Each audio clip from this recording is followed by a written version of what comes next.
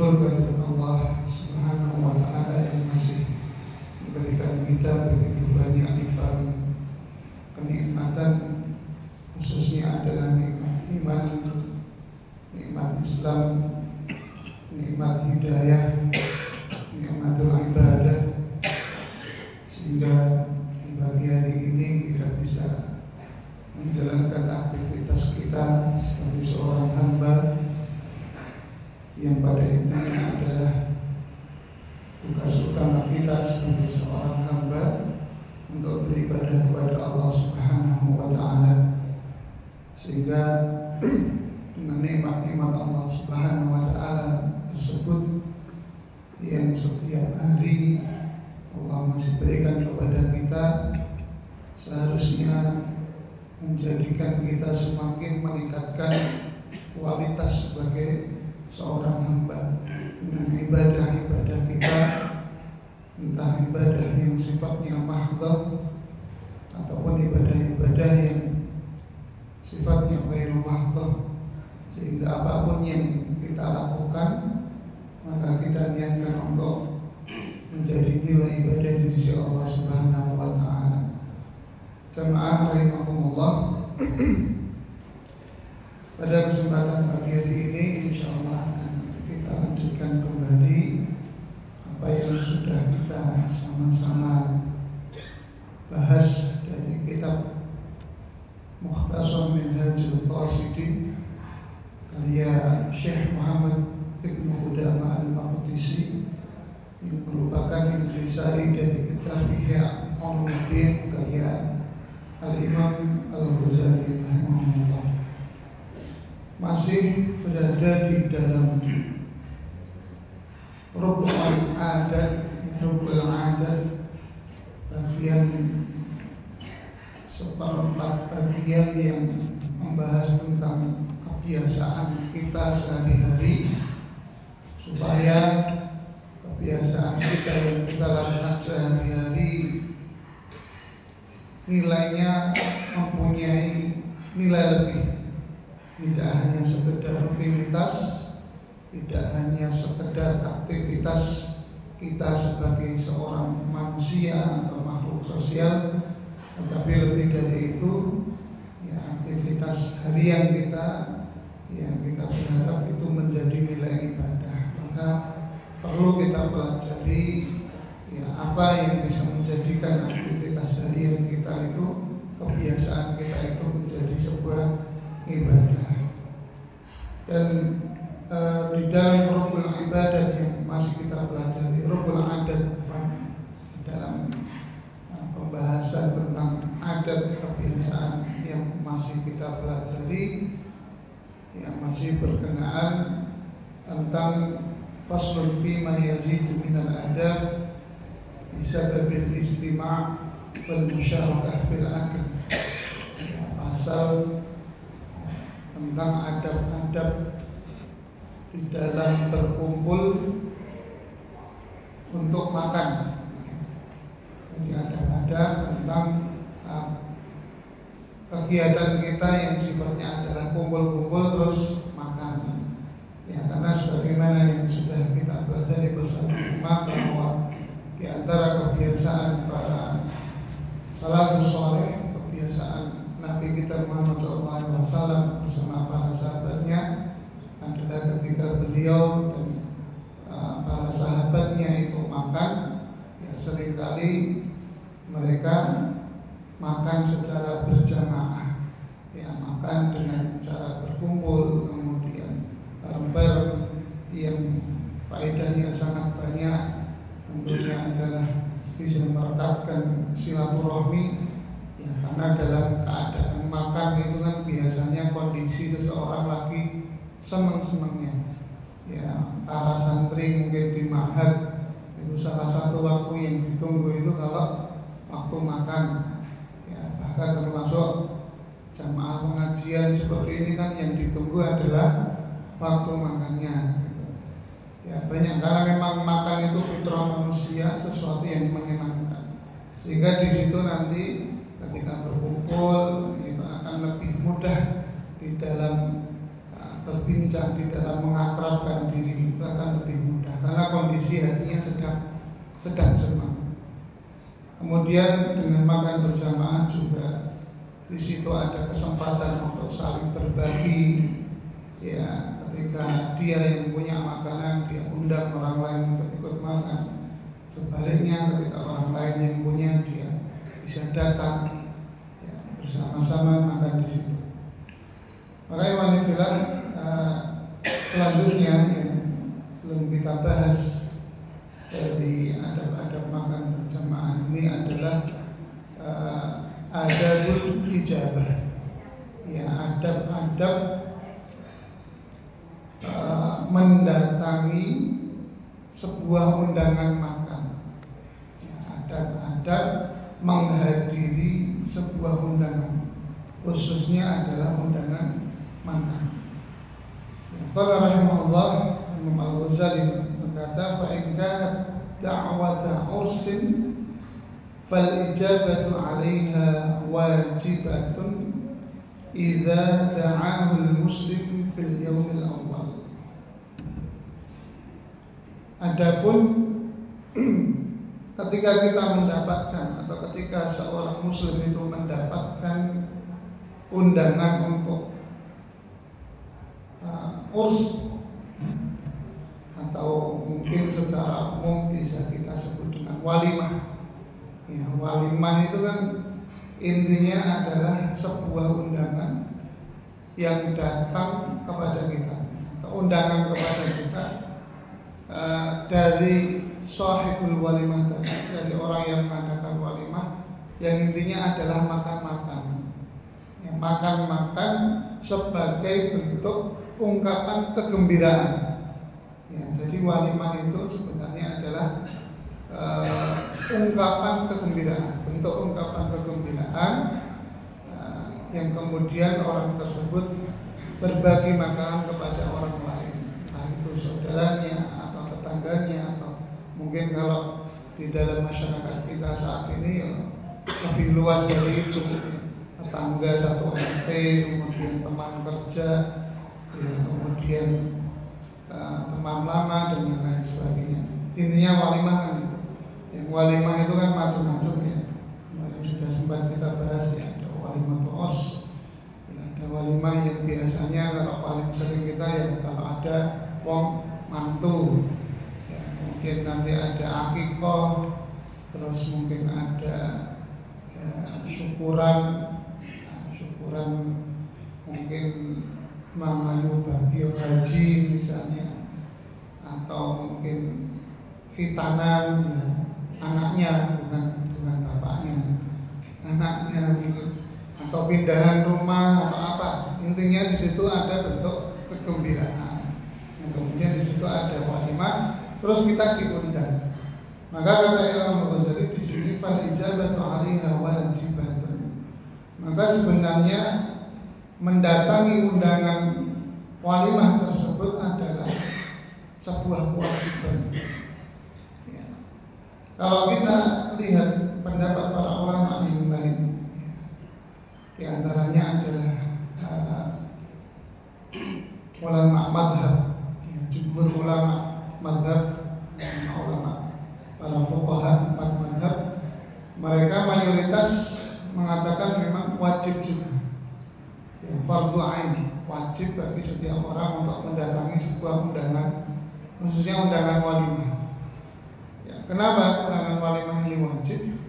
Ya, di antara dalil aklinya atau landasan logikanya adalah karena walimah itu kan undangan makan-makan, sehingga orang yang ingin mengundang otomatis sudah menyiapkan makanan.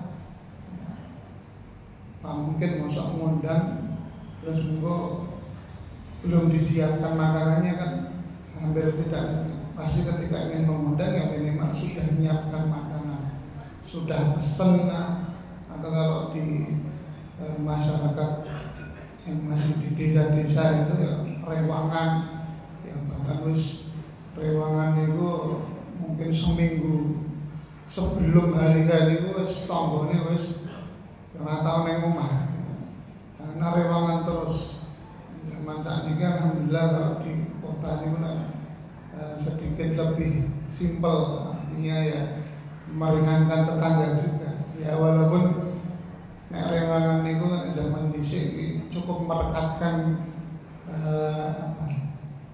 satu tetangga dengan tetangga yang lain. Tapi ya kadang-kadang merenggangkan juga dengan rewangan itu. Kadang-kadang mau misalnya ada yang tidak datang karena udzur, mesti ganti omongan, nanti malah merekatkan. Yang mau naik kekesalan sambat, sambil narik rewangan mana ya tadi omongan dia. Banyak dia ada positif dan negatifnya. Tapi yang jelas ketika seorang sahibul bait, orang yang mengundang itu sudah menyiapkan makanan yang banyak, maka orang yang diundang ya menjadi sebuah kewajiban untuk datang. Ya. Pertama ya supaya tidak mengecewakan yang mengundang. Yang kedua ya supaya makanannya ya tidak mubazir. Karena yang tidak datang mungkin 1-2 karena sebuah udzur gitu ya, nggak masalah. Terus dipesun ke katro ya, ternyata sak kampung sepakat ora takon. Itu bingung juga, malah minta dewe rantak dibagi kok enak menunjukkan rantak dibagi. Ini sebuah kewajiban ya, menurut mayoritas ulama fikih dari mazhab Maliki, kemudian mazhab Syafi'i, mazhab Hambali, dan juga sebagian ulama dari mazhab Hanafiyah. Dan kewajiban ini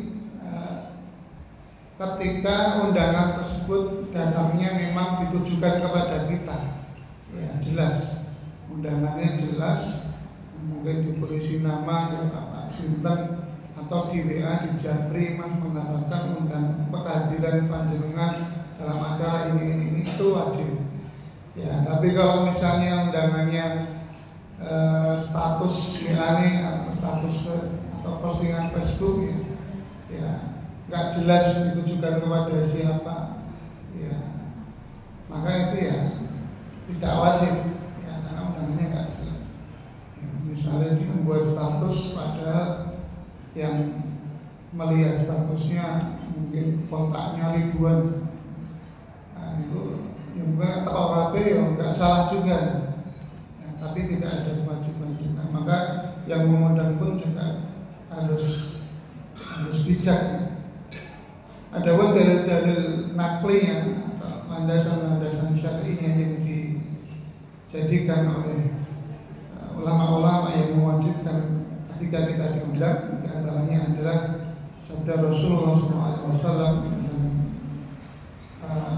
riwayat Muslim, "Idza du'iya ahadukum ila al-walimati falyatiha." Kata Rasulullah SAW, jika kalian diundang ke sebuah walimah, maka datangilah. Ya, atau di dalam lafaz yang lain, ajibu hadhihi da'wah idza du'itum ilaiha. Penuhilah undangan ini jika kalian diundang. Ya, dalam hadis yang lain juga terdapat dalil tentang kewajiban ini yang diriwayatkan oleh Abu Hurairah radhiyallahu anhu. Di dalam riwayat Bukhari, Rasulullah SAW bersabda, "Man taraka da'wata faqad 'asallaha wa rasulahu."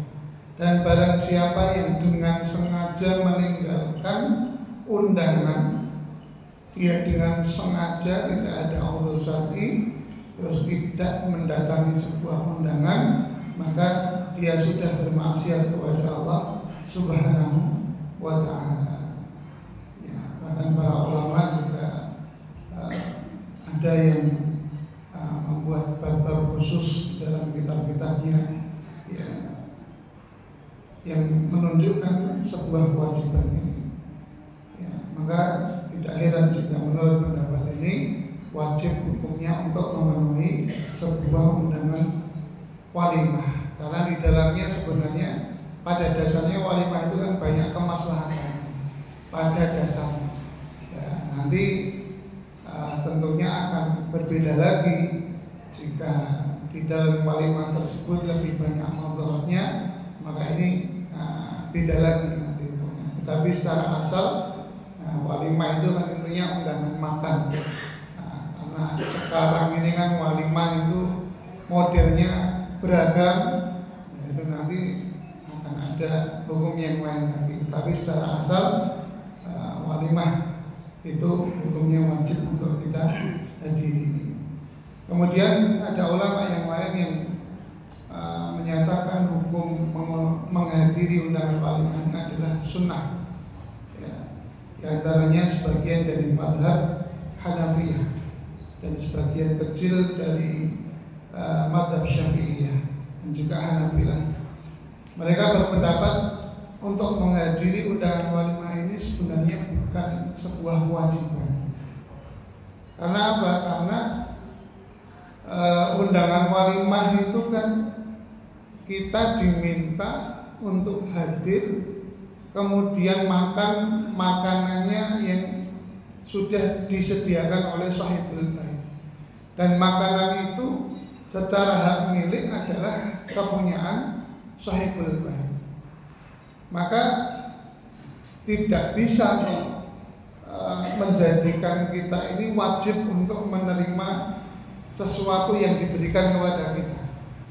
Jangankan walimah, bahkan zakat saja yang sifatnya itu adalah sebuah kewajiban bagi seseorang yang mengeluarkannya. Kalau walimah ini kan bukan kewajiban seseorang untuk mengadakan walimah, kan tidak ada, bukan sebuah kewajiban. Zakat saja yang sebuah kewajiban, itu ketika seseorang mau diberi, kemudian dia merasa mungkin ada tetangga yang lain yang lebih berhak, dia menolak pemberian itu juga tidak masalah. Ya, ini yang menjadi landasan atau dalil aklinya, landasan logikanya para ulama yang menghukumi sunnah untuk menghadiri sebuah walimah. Ya, sehingga ya dia tidak wajib untuk mengambil sesuatu yang secara asal bukan miliknya. Meskipun begitu, bukan berarti para ulama ini kok tidak menganjurkan untuk menghadiri walimah, tidak.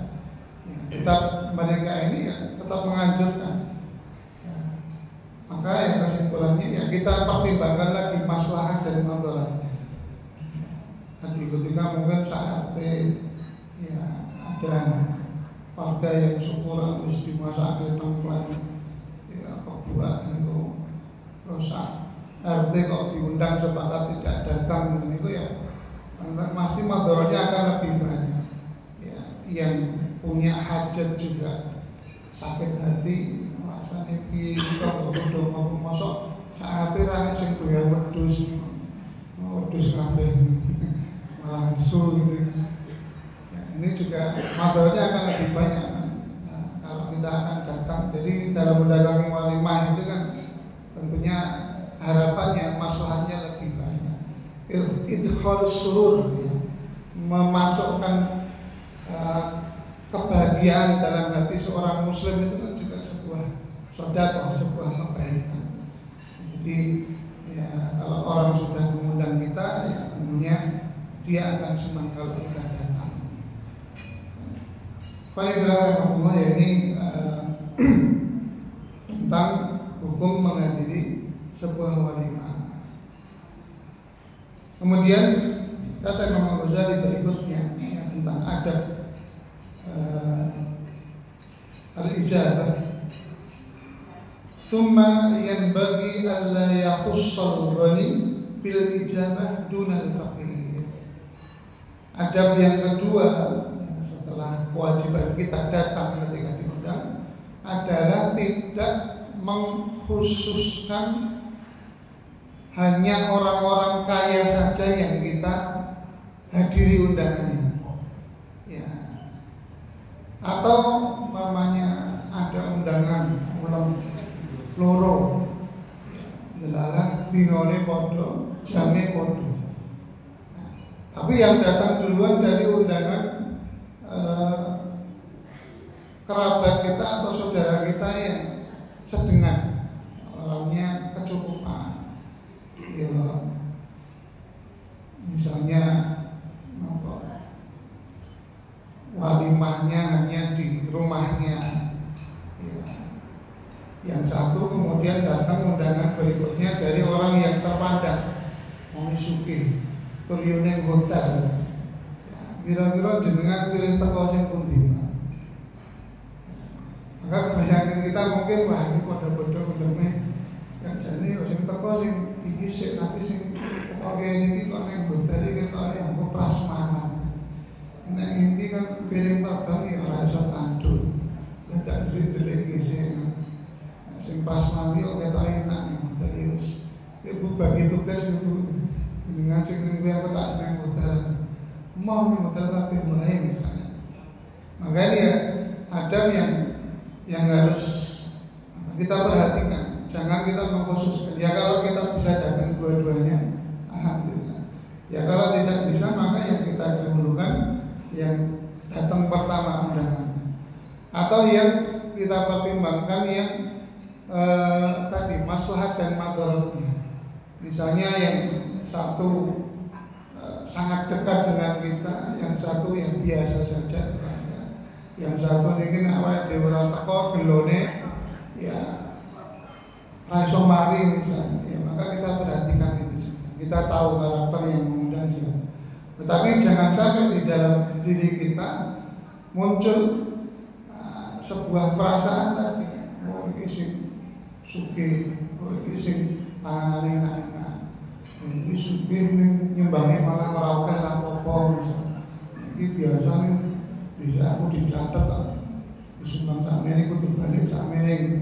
Maka kita perhatikan nafsu kita, jangan sampai untuk memenuhi undangan ini ya berdasarkan nafsu kita cari yang enak saja jangan, tetapi cari yang maslahatnya lebih banyak.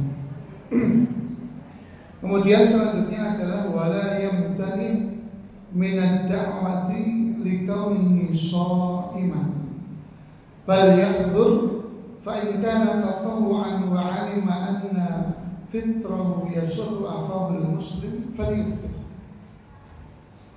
Hendaknya ketika seseorang mendapatkan undangan untuk datang dalam sebuah walimah sementara dia dalam keadaan siap puasa, maka hendaknya dia tetap datang.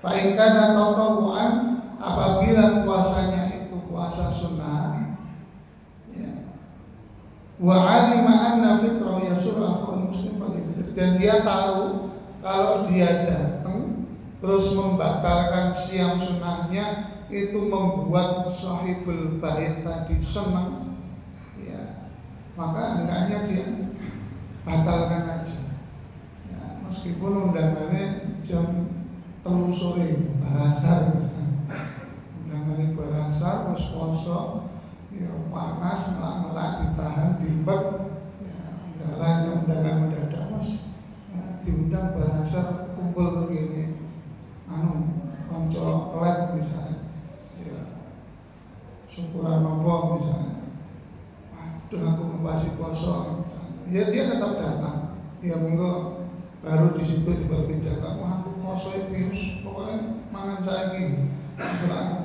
ya sudah, untuk membahagiakan saudara kita, ya, karena mungkin syukurannya orang bertahun bisa, ya, karena kita siam sunnah juga bisa kita jalankan di hari lain, kita buka puasa, tidak masalah. Tapi kalau ya, bisa dilebih bungkus baik di bungkus kan ya, tak pangan pas buka, atau ya orang tuh oke, mangan saya ini ngepasi. Ya oh ya sudah, nggak apa-apa ya, kalau itu tidak membuat kecewa yang mengundang, nggak masalah, kita tetap berpuasa. Kemudian selanjutnya adalah fa'ama in kana ta'am haraman falyamtani min al-ijabah. Wa kadzalika idza kana min furush muharramatin aw ina muharram. Wa kadzalika idza kana da'i zaliman aw fasiqan aw mubtadi'an aw mufakhiran bi da'watihi. Nah, termasuk juga adab untuk menghadiri sebuah undangan adalah kita memperhatikan siapa yang mengundang.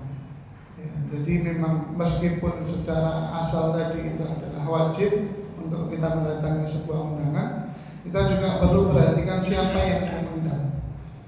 Yang pertama dari segi makanannya.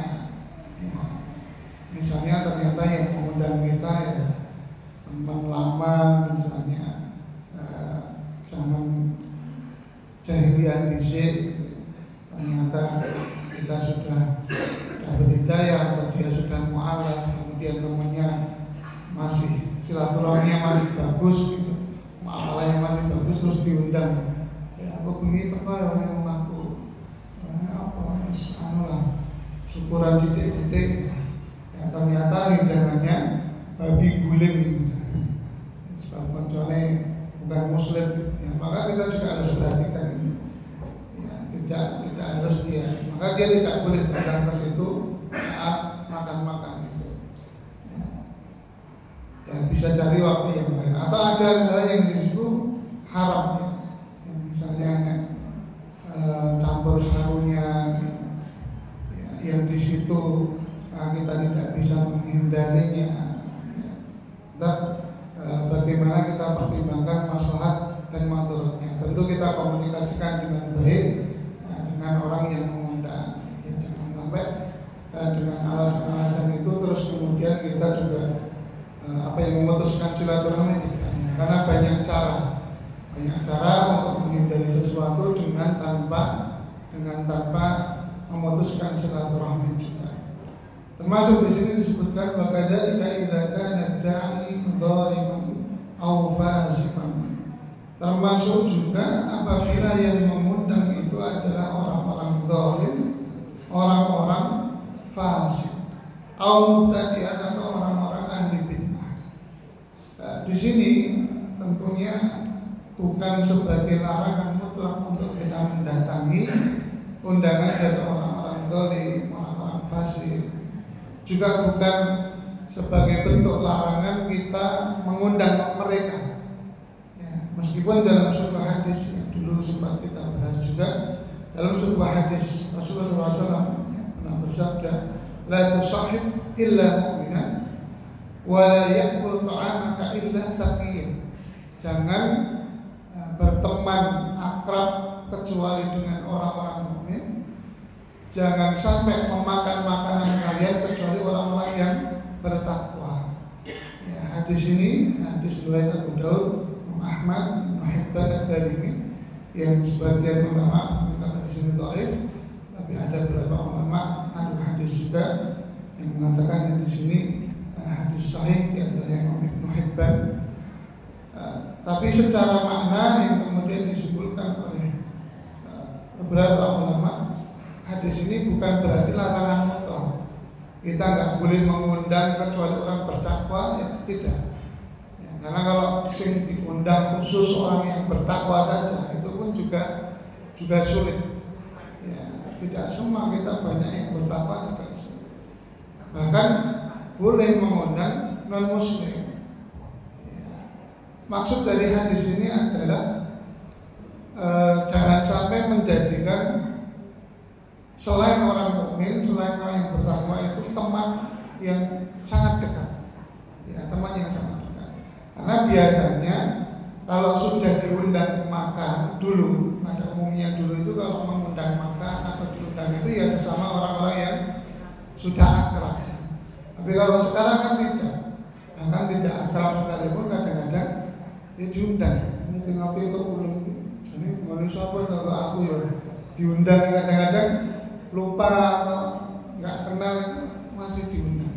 Nah, jadi ini bukan menjadi sebuah larangan mutlak, tetapi sebuah peringatan supaya kita ini selektif ya di dalam memilih siapa yang mengundang kita.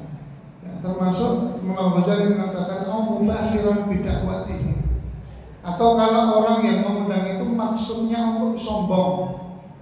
Ya, kan ada orang-orang yang mengundang makan tapi niatnya nggak benar.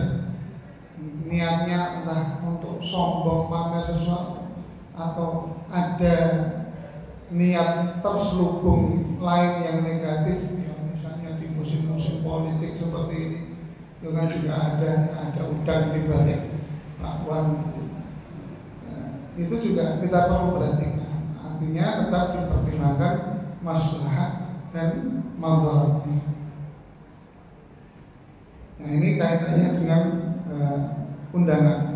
Selanjutnya kaitannya dengan ketika kita di dalam sebuah jamuan.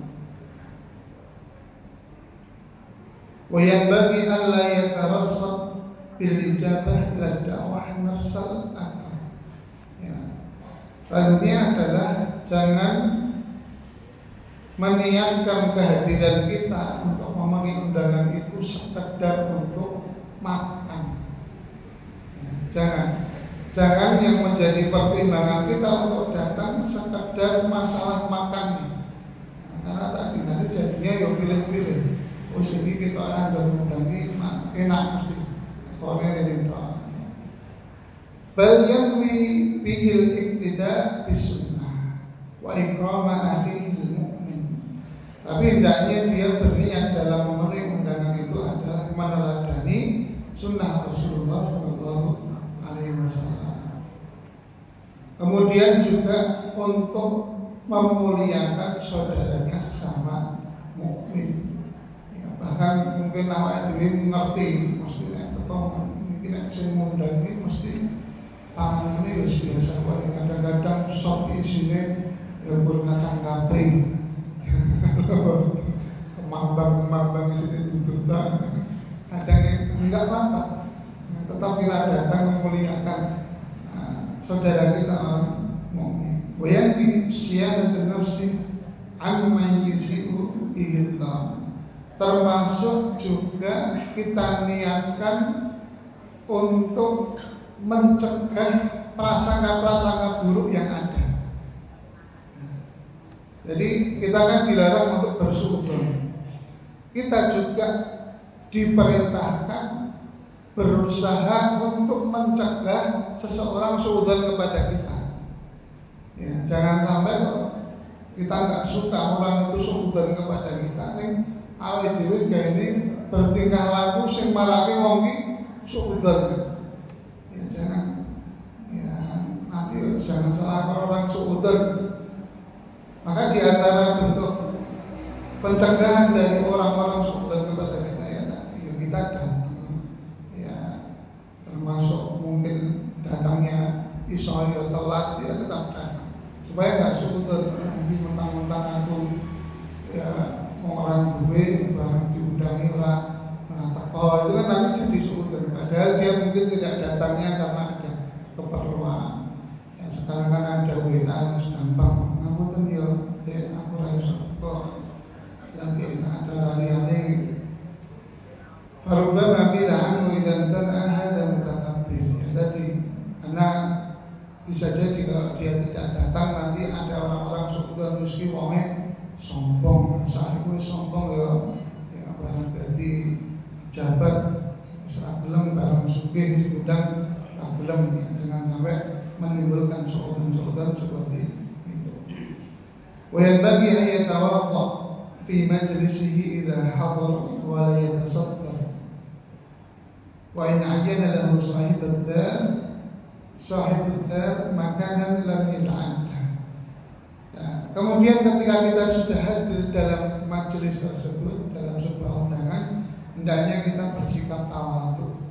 Ya, tawadhu itu yang memposisikan diri kita ini tidak lebih tinggi dari yang lain, terutama dari yang mengundang.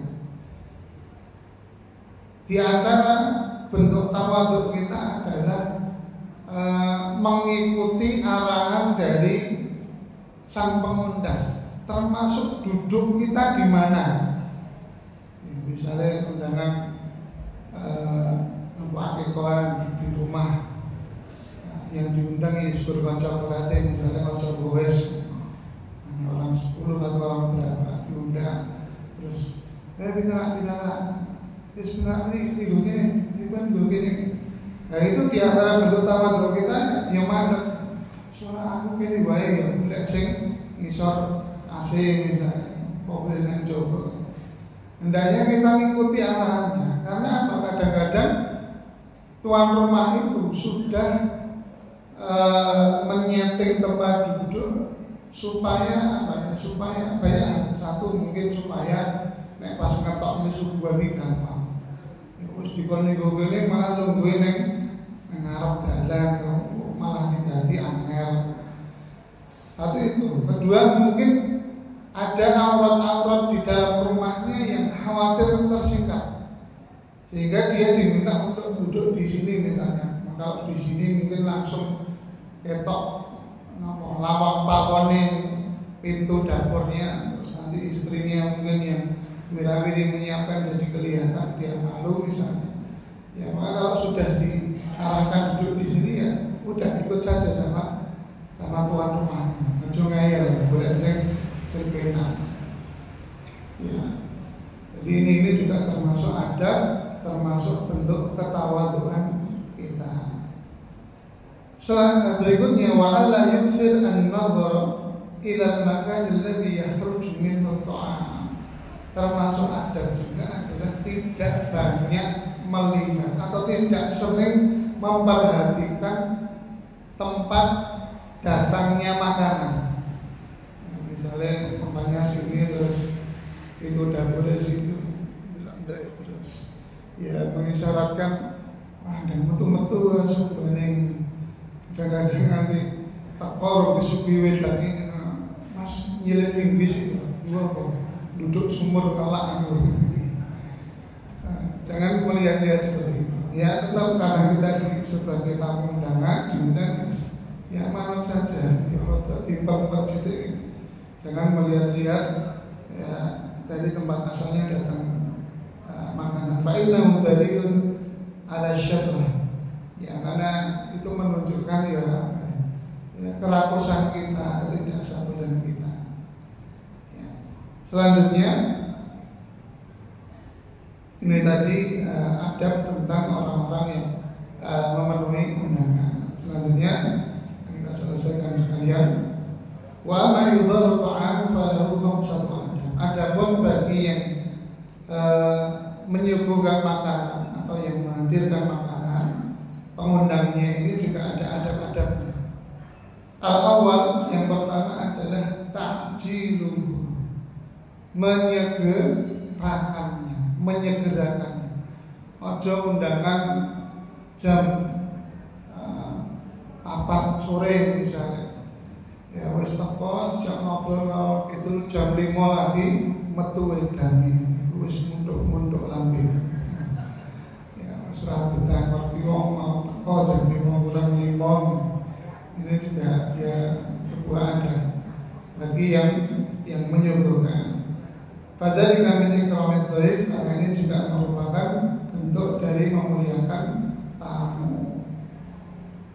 Kemudian taqdimul Fatihah awalan, ya, jadi menyuguhkan buah-buahan terlebih dahulu qabla ghairah, sebelum yang lainnya.